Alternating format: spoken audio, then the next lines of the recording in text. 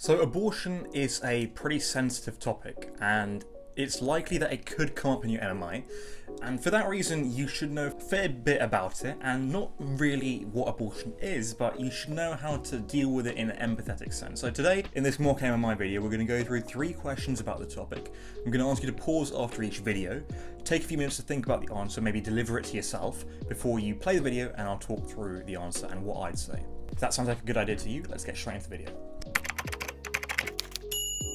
Right, so I'm Akshi, I'm a 4th year medical student at Imperial, and we're going to do another one of these ethics sort of MMI station videos about abortion, because I think that's a pretty difficult topic to revise, and it's important that you kind of know how to talk about it. So let's start with question 1. You are a healthcare professional responsible for counselling a patient, Sarah, who is considering an abortion due to unintended pregnancy. Sarah is in her early 20s and expresses uncertainty about her decision.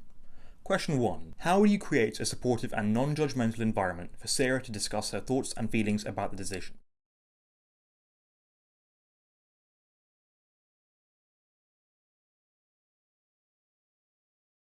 Pretty standard opener. This doesn't really involve anything about abortion, but it's just a good way to get you settled into the station. So all this is asking, and this could be given to you in any ethics station, but it's asking you how you'd create a good supportive environment. What you want to mainly talk about is separating the patient, Sarah, from other people, so bringing her into a room on her own or with family she's more comfortable with, getting her away from sort of loads of people, and just making sure the patient feels comfortable. So if the patient is comfortable, you'll have a far more productive conversation. So you want to tell the examiner that you would first of all start off by, setting that environment up, bringing them into your own room or your office, closing the door, making sure that you've got no interruptions, and then also what you'd want to do is you would be opening the conversation nicely, introducing yourself, telling Sarah who you are and what you want to talk about, and asking her how much she knows of why she's here, just so you get a gauge how much she understands, and that sort of builds on how your conversation could go in the future. I'll leave a mock answer on the screen as well. If you want to take this down, you can take it down, but that's kind of what I'd say.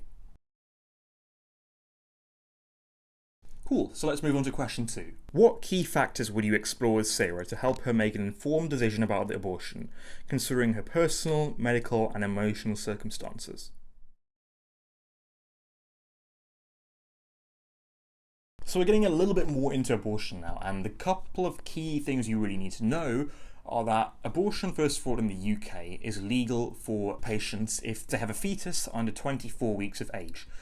Above 24 weeks of age, it then gets a little bit into a grey area. Abortion is still legal, but this is only in circumstances where it would provide obvious harm to the patient themselves, in the circumstance that the fetus itself would obviously be harmed as a result of its childbirth. So these are kind of the main things, but generally it's only legal up till 24 weeks. And also, the other thing to know is that 2 doctors as a minimum must be in agreement that abortion is the correct decision here. So it can't just be you taking the decision. Normally there needs to be another doctor who agrees with it as well.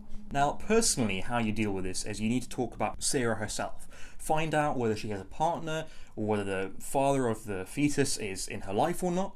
Figuring out who she has around her, whether she has her parents, siblings, other children in the house, where she's living, whether she can provide food for the fetus, and what her beliefs are. So not only religious beliefs, but personal beliefs about abortion are. Whether there's a reason why she's chosen this, or whether it's just because she has no other options. So these are some of the things that you need to explore with the patient, and there's no right or wrong answers here, but take it by turn. Speak about her personal, family, and her personal factors, then speak about her beliefs, her religious and medical beliefs, and then talk about her medical history. So you might want to tell the examiner that you need to get an understanding of her medical background, her history, whether she's had previous childbirths, whether she's had any stillborn children, etc. So these are the kind of things that you need to cover in the answer. They're very sensitive, so throughout you need to be telling the examiner that you do this in a very calm demeanor. You'd be warning her before you approach any sensitive topics, and you'd also be doing it very politely, so sort of in a very relaxed tone. Now, this is a mock answer that I'd maybe say, but you can build on this. It's a general frame of what I would talk about.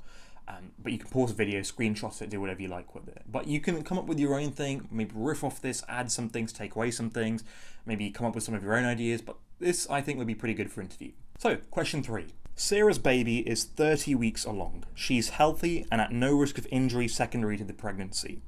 How does this affect your decision?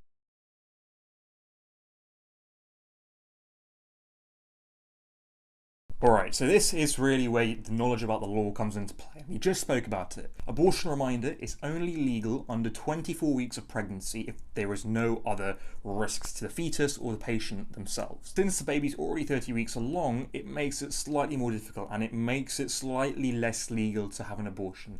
So for this, you need to thoroughly explain to the examiner that you understand the law, first of all, so quickly walk them through the law.